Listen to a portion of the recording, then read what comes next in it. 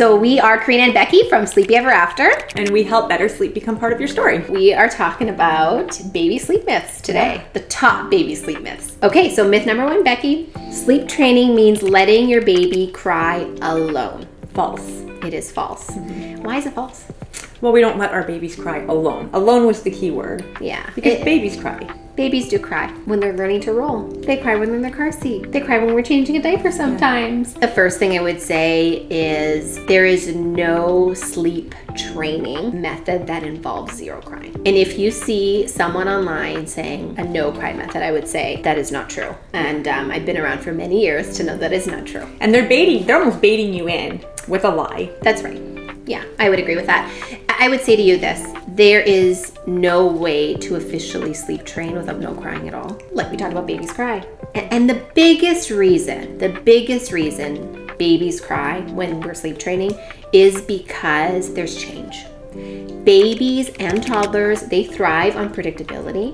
Yeah. They want to know what's happening next all the time. So if my bedtime routine is, okay, I'm going to do a bath, I'm gonna put on a fresh diaper, do a little lotion massage, get on their jammies, read them a book, and then I'm gonna nurse my baby to sleep. Well, when I'm trying to move away from constantly nursing to sleep, because let's face it, it's gonna end at some point, whether they're 6 months old or they're 5 years old. Yep. When we change that routine, a lot of babies are upset with us. Yeah, they're not gonna like that. They're not gonna like Humans in general don't like a change in routine. That's correct. Yeah, humans are creatures of habit. We are. Yeah. And so they cry, and just know, in terms of what we teach, we don't believe in leaving a baby to cry alone without any support, because that would be scary. Do you imagine? Where do my mom and dad go? So this whole cry it out, I'm going to close the door at, walk away, go 8 to o'clock bed, see you in the morning. Yeah, and not see you to the morning. Like, I would never do that to my own child. Why would I teach that to another family? I would never do that. I'm so glad that was the first one you started with, because it's a big misconception. There is a difference between cry it out and some crying, right? Crying alone and crying with mom there.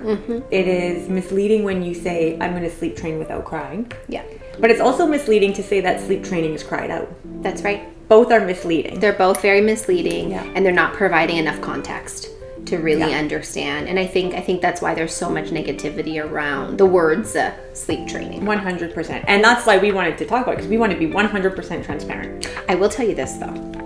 If you have a baby that is under the age of 6 months, we can teach you how to work on slowly laying your baby down more and more independent, with less and less assistance, with very minimal, if any, crying at all. Yeah. So, and we don't sleep train before 6 months. We don't sleep train before 6 months. Some people do. That's different, but we don't. That's correct. And I know there's many pediatricians out there, particularly in the US, that'll say you can sleep train a baby as young as 8 weeks or as young as 12 weeks, as long as they're 12 pounds. Yeah. And, and that's kind of, we don't believe in that. And I'll tell you, here's why. That's how I was trained. First of all, let me just start by that. Me too. When I was trained, 12 pounds was the...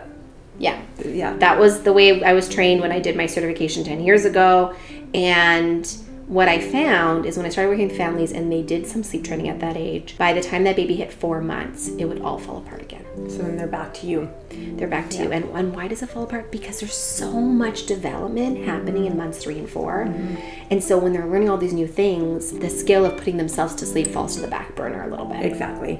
And so we don't recommend sleep training prior. But we do have methods that help prepare that, like you said, involve very little crying. Yeah, and it really boils down to just practicing laying them down just a little bit. Once a day, one nap a day. Yeah, and I will say too, the pediatricians recommend that because it is safe. It is. It is safe, but we just don't find it valuable. Correct. And for me as a mom, if I'm going to sleep train, I want to do it once and kind of be done with it. I don't want to feel like I'm revisiting sleep training, you know, every few weeks. So. And also when they're so little. You want to do those contact naps. Exactly. You do want to snuggle them. You do want to rock to sleep at times. Yeah, it's just how it is. It's how it is. Myth number 2. If I rock my baby to sleep, I'll ruin independent sleep forever. That's false. And I would say, for me personally, I slept train both of my boys. There is a fine line too here, because there are certain personalities where they get used to their crib.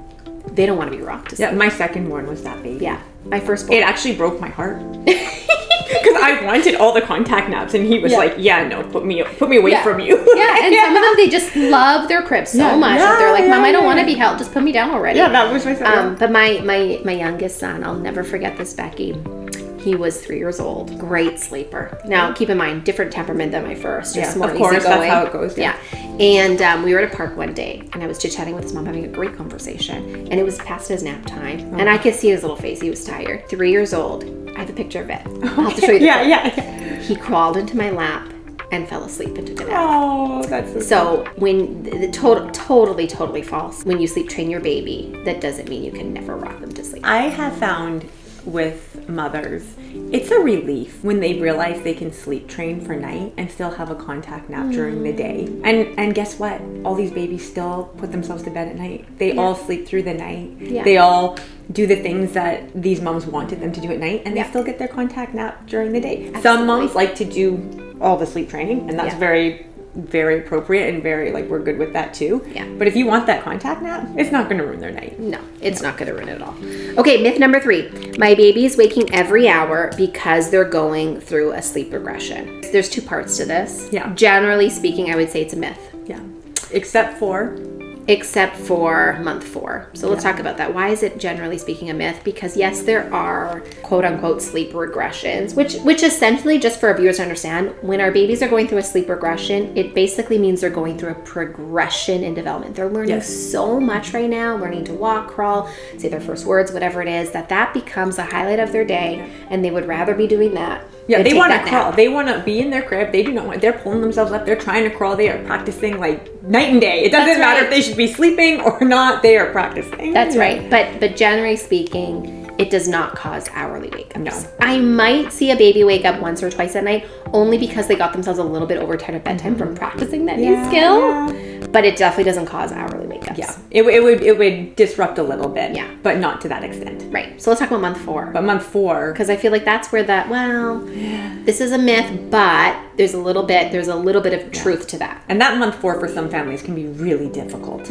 That month 4 regression. Yeah, definitely. And so this is where I have a lot of families that'll call us and be like, Karina, my baby was sleeping 10, 11 hours through the night. I was doing 1 dream feed. They were sleeping so good. And now my baby's up every hour. What did I do wrong? I always chuckle inside because I don't want ever a mom to think I'm making fun of them, because I hear it just so often. The reason I'm chuckling is like, we're here in month 4. I was expecting this conversation. Yeah. It's biology. It's just biology. Yeah. Those sleep cycles are maturing. The hormone melatonin is regulating in the system.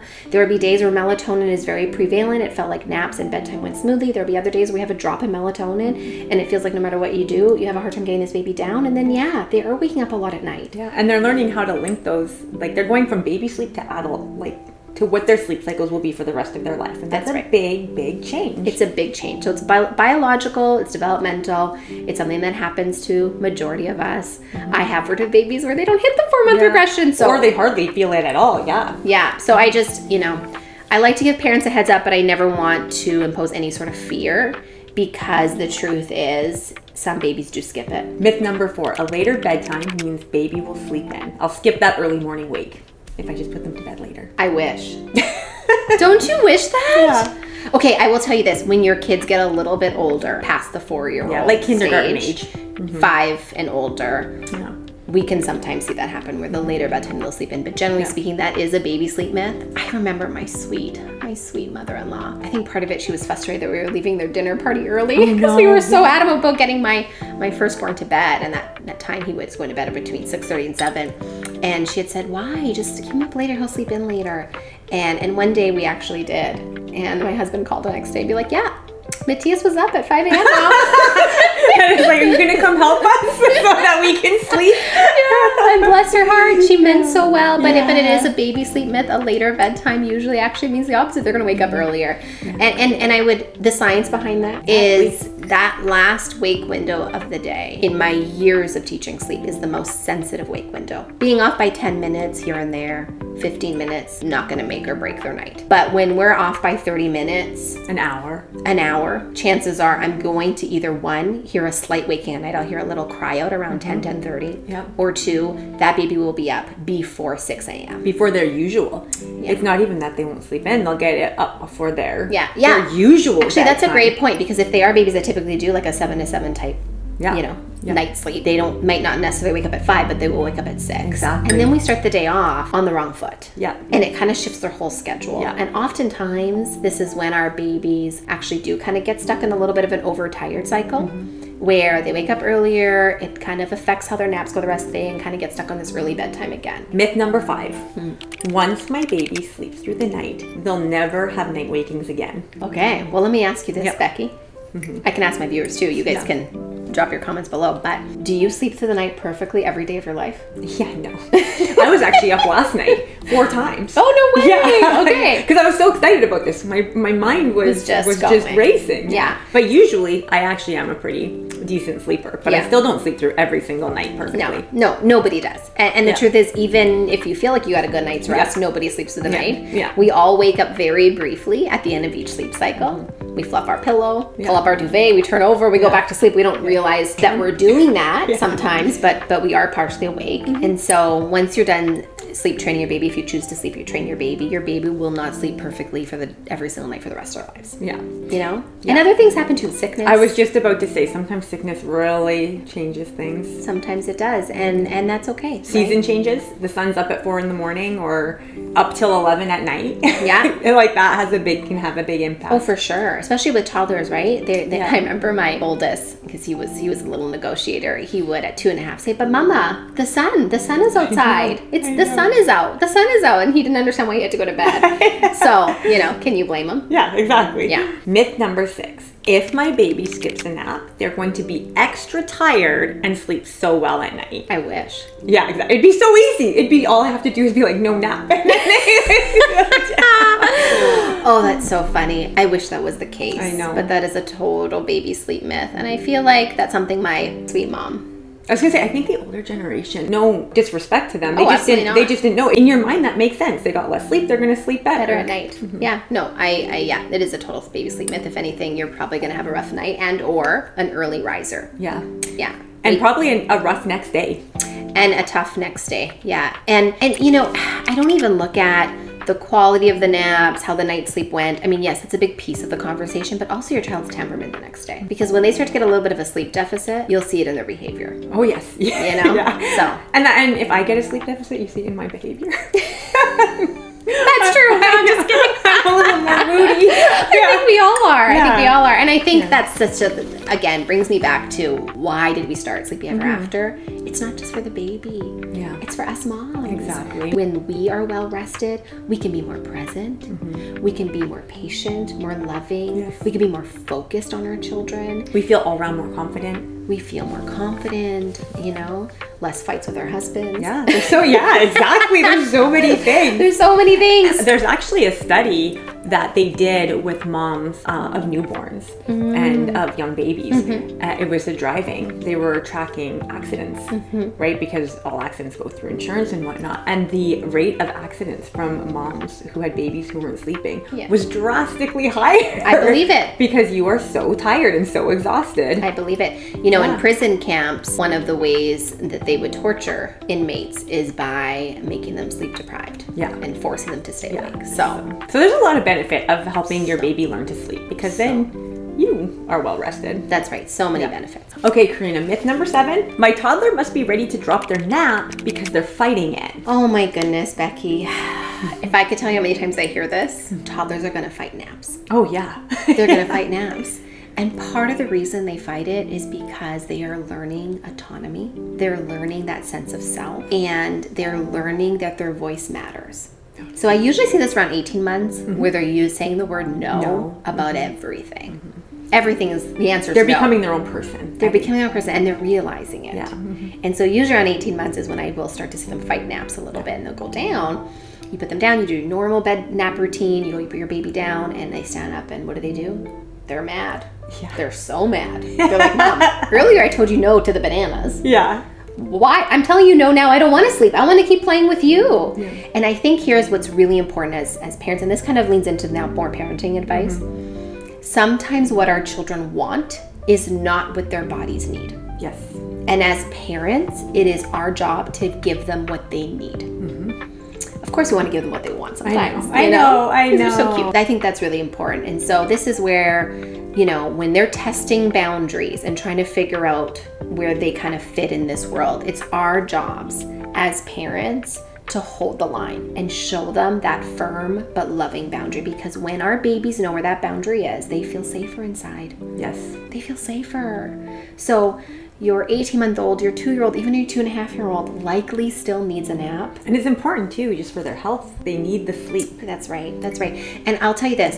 I recently saw a sleep consultant online, and she was saying on her stories that in year 2, you shouldn't let your baby sleep more than an hour. If you let your toddler sleep more than an hour, they're not going to sleep through the night. And I could tell you without a shadow of doubt that is false information. That is not true. Yeah. Because in year 2, they need 90 minutes to 3 hours a day sleep. In my years of teaching sleep, I've only come across 3 children that they needed to drop their nap by 28 months or they would not sleep through the night. Yeah. It is rare that they are dropping naps that young. So don't take the bait. Don't take the bait. That's a good way to put it. Don't take the bait. Because they'll get over that hump. They'll right. get over it and they'll start going back down for sleep. Yeah. But if you get rid of it, good luck bringing it back.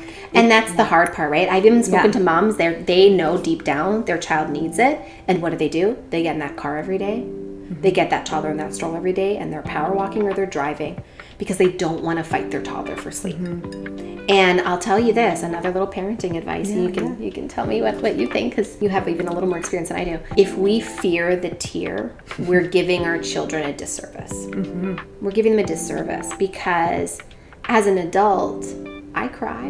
Yeah. Mm-hmm. I get upset. I have big feelings. And if I'm not teaching my child how to cope with those big feelings, and every time they start to fuss or cry or complain, I just give in, I'm setting them up for a really difficult adulthood. Yes. Yep. Yeah. So your toddler probably still needs a nap. Bottom line. Yeah, for sure. Actually, when I took my course, the lady who I was mostly learning from, you kind of get like put with different mentors. She had one child, and she'd been doing it for a long time too, who didn't need. And I remember her saying, once in a while, you might come across a child who stops their nap, just around 2 maybe, and it was just before 2, and she's like, I wouldn't believe it until this one, but she's like, it is so rare that she's like, you do not want to go down that path until you know for sure. Yeah. I have to find the study, but about 90% of children do require a nap until close to the age of 4 years old. I believe it. And so often than not, parents drop that nap early. One, because their child's fighting it. And 2, if they notice that if their child skips a nap, they fall asleep much faster at that time. And then they get their evening. But then what we're starting to deal with is night wakings and early mornings, or a child that, or just a little bit more cranky during the day. They just can't make it right. Dinner time comes and they're just falling apart at the seams. Yeah. I have found that babies who sleep train, like parents who sleep train their babies, actually end up being better nappers as toddlers. My oldest children are in their 20s. Mm-hmm. So we're going back 2 decades now. But I had one friend who sleep trained all her children. Yeah. They were the best sleepers. Yeah. Like they easily nap till 4. I think a couple of them nap till 5. And I see that too, working with and talking to sleep consultants and working with families, that if you train your child to sleep when they're young, they're generally a better sleeper. That doesn't mean they won't fight it when they're 18 months. But you'll generally get over that little hump a little quicker. Yeah, I agree with that. And I would also say, it's funny you said 5-year-old, because about 10 to 15% of children will nap until they start kindergarten, which is year 5 typically. Yeah. And so couldn't agree more with you on that. And when you set up that consistent routine, okay, in the morning we're going to the park, we're doing this, we're doing that, we come home, we have lunch, and then it's nap time and or quiet time, and it's just expected out of the day, I find that the fighting really stops or starts to slow down, because that child just knows this is what our family does. This is the routine, right? And then it does transition, like you said, quiet time. Yeah. It does transition much easier into that quiet time. So I think that wraps up our whole conversation today, and we will see you next week. I think we've touched most of the myths. There are more myths out there, I'm sure. We won't touch on any more. And next time we'll talk about newborn sleep. I love it. All right, so like and subscribe, because that really helps our video, and we will see you next time.